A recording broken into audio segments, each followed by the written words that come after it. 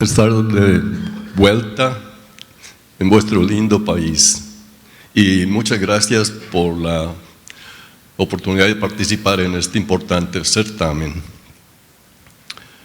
Ya hemos oído algo sobre la introducción al tema del doctor Santana, del doctor Gallegos. Bien saben que en carcinoma de laringe hay 4 presentaciones clínicas que son más frecuentemente vistas: glótica o supraglótica, estadios 1 y 2, que generalmente se pueden tratar con cirugía o con radioterapia solas. Y con cirugía es muy factible el hacer procedimientos limitados con preservación del parte del órgano y la voz. Y los estadios más avanzados, transglóticos, y aquellos que, como mencionaba el doctor Gallegos, son inicialmente irresecables o que podrían ser resecables, pueden ser buenos candidatos para este tratamiento de 3 modalidades.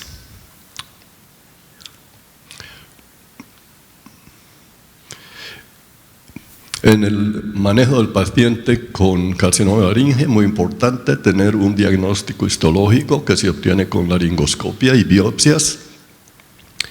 Las imágenes nos han ayudado a percibir de una forma más precisa la extensión del tumor, y la resonancia magnética tiene la ventaja de que puede darnos una resolución mejor de los tejidos blandos y si hay destrucción del cartílago tiroides, que es un problema quirúrgico de significancia.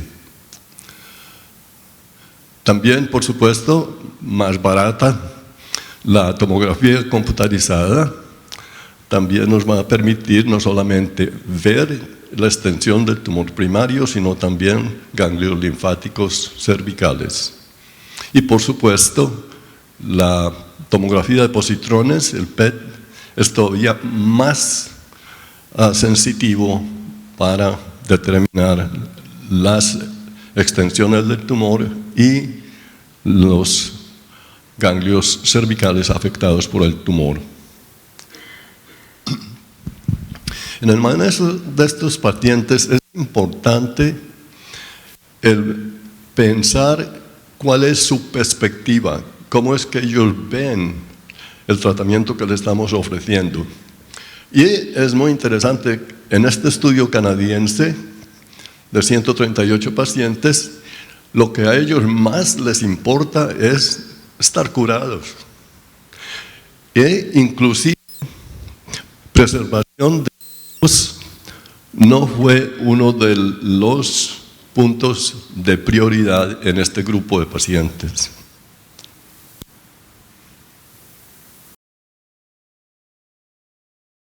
Ya hablamos de las diferentes modalidades que se pueden usar en este manejo de pacientes con carcinoma de laringe, bien sea cirugía o radioterapia sola para los estadios tempranos y combinaciones de los agentes citotóxicos, radiación y cirugía, y por supuesto los agentes investigacionales de que nos ha hablado el doctor Santana. ¿Cuáles son los factores pronósticos en el manejo de estos pacientes con quimiorradioterapia? Primero, la localización del tumor primario, bien sea que sea supraglótico, transglótico o subglótico. El estadio del tumor y de los ganglios cervicales.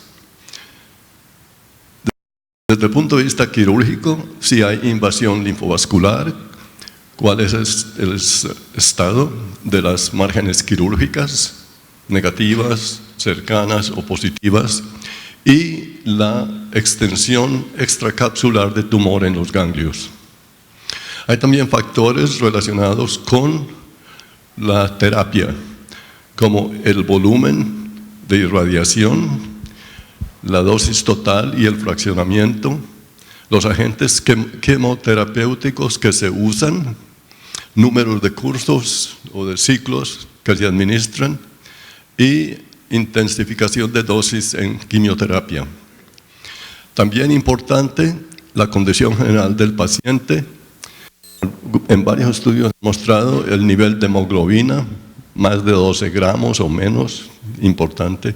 Y últimamente algunos marcadores biomoleculares que pueden determinar pronóstico.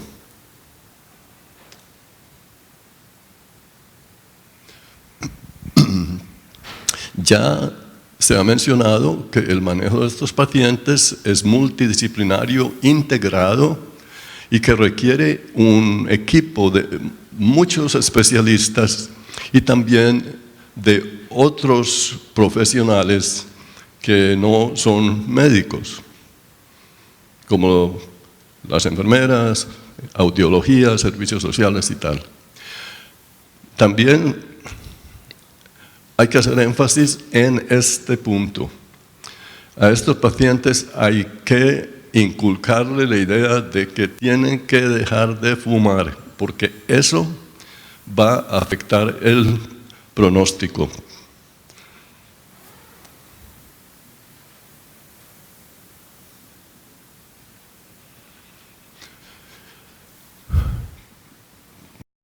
Para disponer de este tema, pacientes con tumor que ha comprometido el cartílago, bien sea tiroides o inclusive el cricoides, son muy pobres candidatos para terapia de conservación de la laringe. Y por lo tanto, la recomendación es hacer una laringectomía total, que tiene sus bemoles: aislamiento social, pérdida de trabajo, depresión y tal. Y también la mayoría de estos pacientes, cuando tienen su cirugía, que es generalmente laringectomía con disección de cuello, van a requerir radioterapia postoperatoria. Las dosis dependen del tamaño del tumor y de las márgenes quirúrgicas.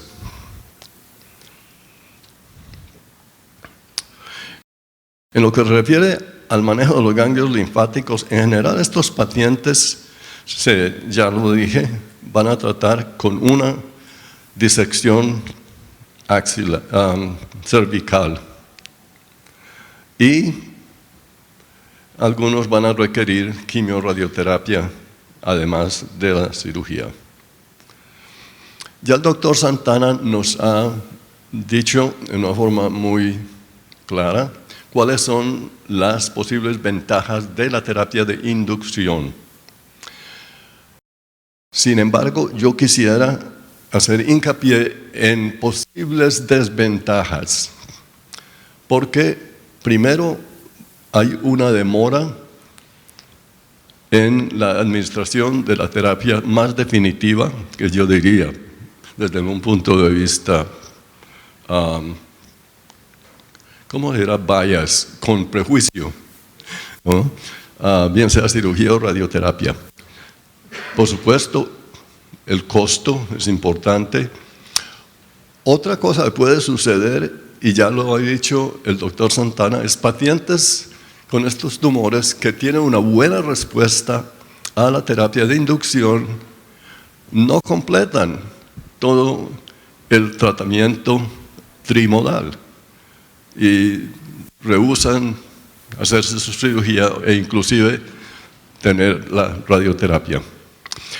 Este es otro punto que no es fácil de documentar, pero que se ha encontrado sobre todo en tumores in vivo, en animales, y es cuando se administran drogas o dosis bajas de irradiación.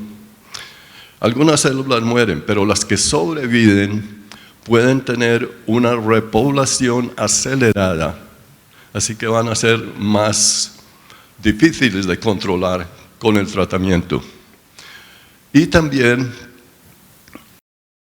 va a haber una selección de células tumorales que son quimioresistentes o radioresistentes por los agentes de neoinducción.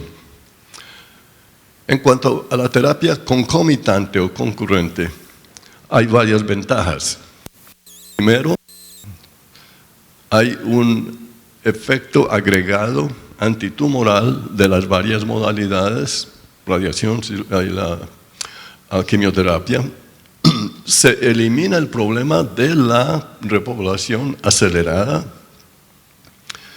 Por supuesto, va a haber un efecto, como lo dijo el doctor Santana, en las micrometástasis y también en el control del tumor locorregional. Y se disminuye el tiempo total de tratamiento que en carcinoma de cabeza y cuello y carcinoma del cervix uterino se ha demostrado es un problema, es un factor que si se prolonga el tiempo más de lo que debiera ser, va a aumentar las fallas locorregionales. Posibles desventajas. Primero, es frecuente un aumento en la movilidad de tratamiento. Y segundo, que debido a esa toxicidad vaya a haber interrupciones de la radioterapia o la quimioterapia que van a afectar los resultados.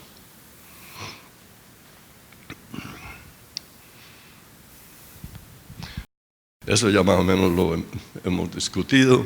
Ya bien saben que en lo que se refiere a la radioterapia, las dosis que se administran es al tumor primario de la laringe, 7000 centigrados, o los RADs del siglo pasado, en 35 fracciones más o menos.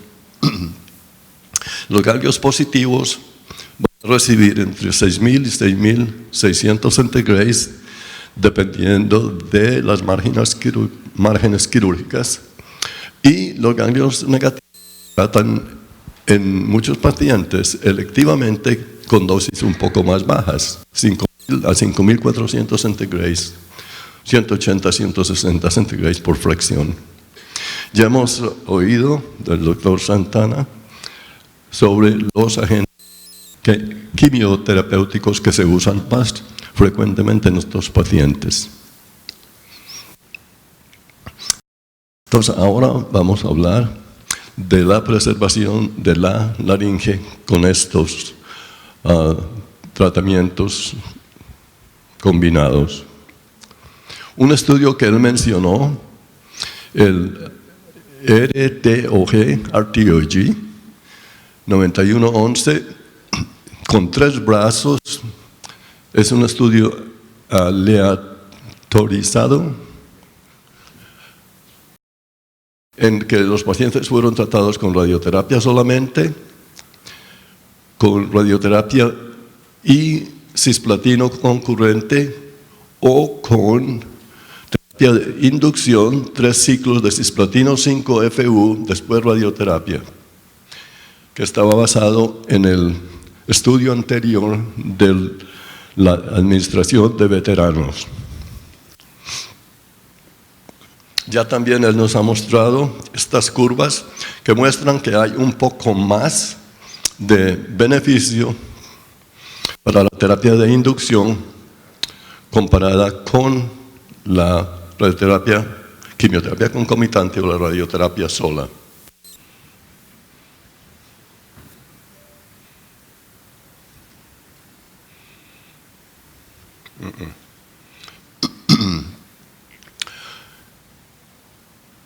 Este estudio fue actualizado y este es el artículo del 2013 publicado por Forestier. Como ya se ha mencionado, fueron más o menos 450 pacientes en los 3 brazos, 150 por grupo. tienen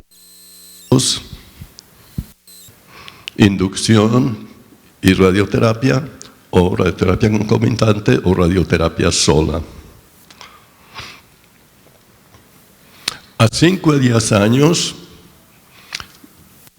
los resultados, esto es laringectomía free, no se hizo laringectomía en estos pacientes, es relativamente semejante en estos dos brazos que tuvieron quimioradioterapia y superior a la radioterapia sola.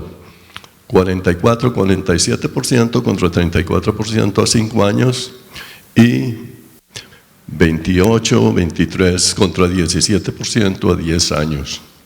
Lo mismo es igual para estos otros factores de pronóstico. Y ahí tienen las curvas de sobrevida. Aquella es sobrevida sin laringectomía, superior con terapia concomitante. Igual aquí, esta es sobrevida sin laringectomía. Ambas, la de inducción y la quimioterapia concurrente con la irradiación superiores a la radioterapia sola. Pero la sobrevida total es bastante semejante, excepto por al final empieza a verse, como nos dijo el doctor Santana, una posible mejoría de la sobrevida con la terapia de inducción seguida por la quimioradioterapia.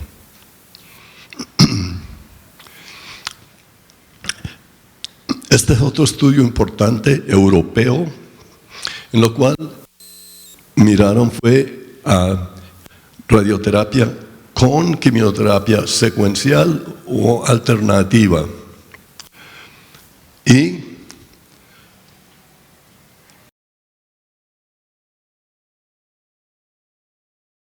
con casi 450 pacientes en los dos brazos, 224, 226.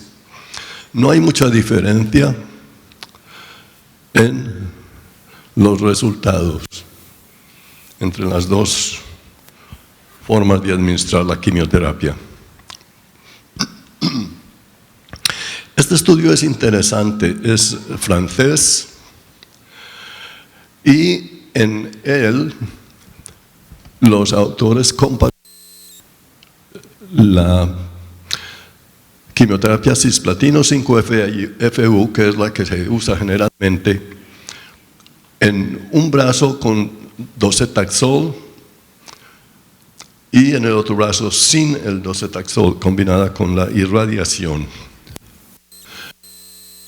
Es interesante que hubo una mejor preservación de la laringe, 70%, en los pacientes que fueron tratados con 3 drogas comparado a 57.5% con 2 drogas.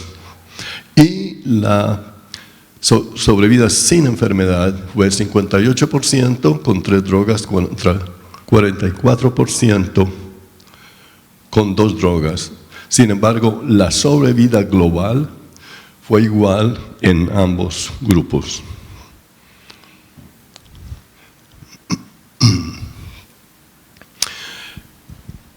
Por supuesto, hemos hablado de preservación de la laringe en pacientes con carcinoma de laringe, pero también muchos pacientes con carcinoma de hipofaringe tienen involucro por tumor de la laringe y por lo tanto hay que incluirlos en este grupo. Y este es un estudio también muy interesante de este grupo cooperativo europeo, Lefebvre,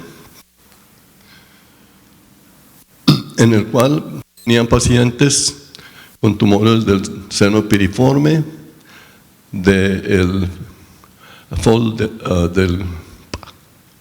pliegue ariepiglótico y la mayoría eran pacientes con estadios 3 y 4. A estos pacientes 200. Se les trató, bien fuera con cirugía inicial o con quimioradioterapia. Algunos de los pacientes tratados con cirugía también recibieron radioterapia.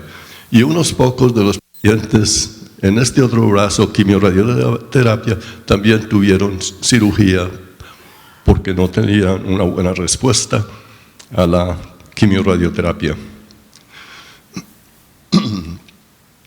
En este estudio,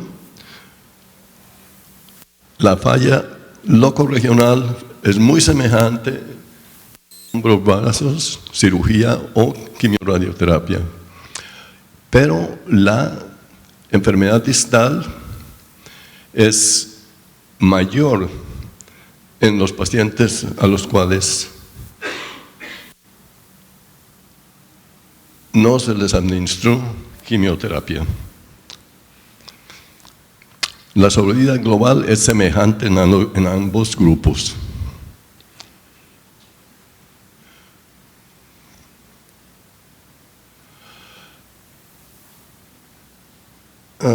Podemos pasar.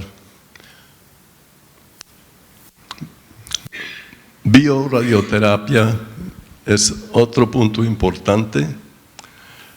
Hubo un estudio ya hace varios años publicado por Albonner, en el cual ellos trataron pacientes con carcinoma de cabeza y cuello con cetuximab, hay radiación o radioterapia sola.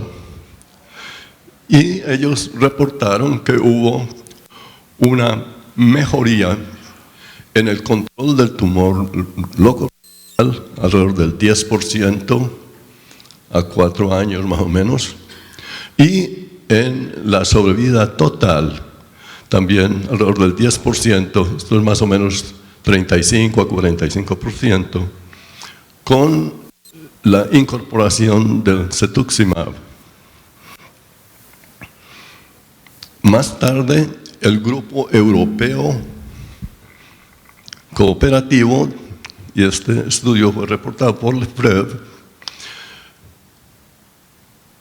miró a este punto en el Tremplin Randomized Study. A estos pacientes se les trató con radioterapia y cetuximab o radioterapia con quimioterapia cisplatino. Las dosis están allí. Algunos pacientes se les administró docetaxel en vez del cisplatino. Como decía el doctor Santana, hay una falla a completar tratamiento relativamente alta. En este estudio fue 24%. Y los que respondieron a la terapia de inducción con el docetaxel cisplatino y el 5-FU fueron randomizados a continuar 3 ciclos con cisplatino o dosis semanales de cetuximab durante la radioterapia. No hubo diferencia en los resultados en lo que se refiere al control del tumor o a la sobrevida. Hubo un poco más de fallas, pero no es en realidad significante. En el grupo cetuximab, 21% comparado con 13% en el grupo de cisplatino.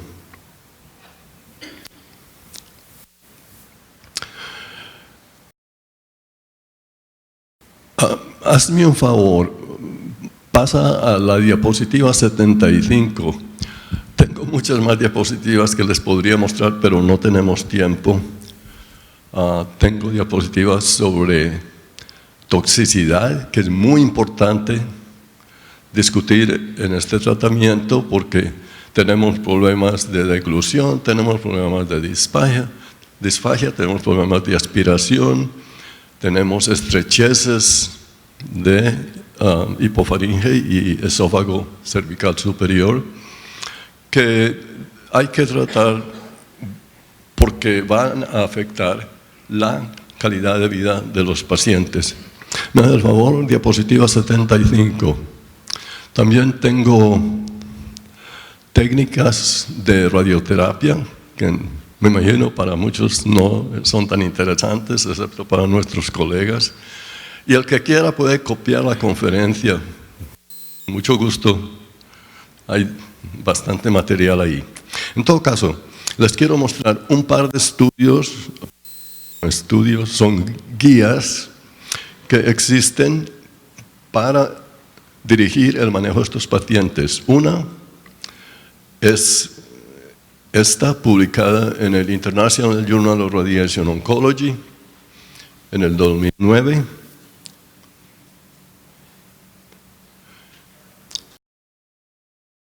Esta otra es otro estudio interesante y son recomendaciones que hace el Grupo Cooperativo Europeo dirigido por Lefebvre acerca de cuáles son los parámetros que se deben tener en cuenta en los ensayos clínicos de preservación de la laringe.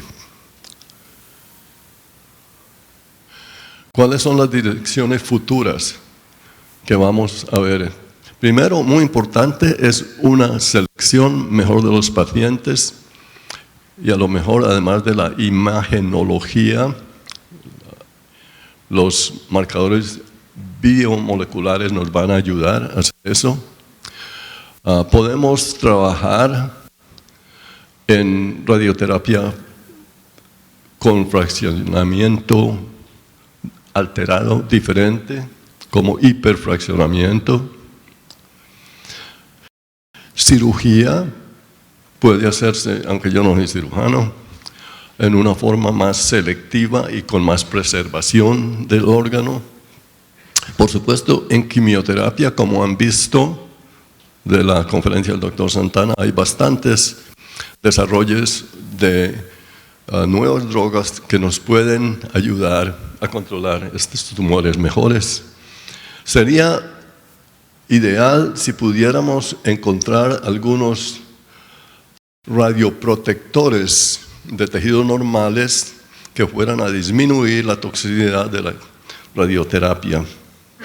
Y por último, la intensidad modulada, de la cual tengo algunas diapositivas que no les voy a mostrar, también nos ha ayudado a optimizar más la dosis de irradiación al tumor primario y a los ganglios, disminuyendo las dosis de irradiación administradas a los tejidos normales. Y un punto que se ha discutido, hecho hincapié, es el grupo de Michigan sobre la dosis de irradiación que se administran a los músculos constrictores de la faringe, que idealmente deben ser de 6,000 centigrados o menos para disminuir los problemas de disfagia y de estrecheces de la hipofaringe. Conclusiones de un documento de ASCO sobre guías para el manejo de estos pacientes. Terapia de preservación de la laringe debe ofrecerse a muchos pacientes porque va a mejorar la calidad de vida con buenos resultados. Pacientes con tumores tempranos, por supuesto, si van a hacer su cirugía, debe preservarse la laringe. Pacientes con tumores T3 o T4 o T4, cuando no tengan invasión de cartílago, pueden ser buenos candidatos para la terapia concurrente quimio-radioterapia.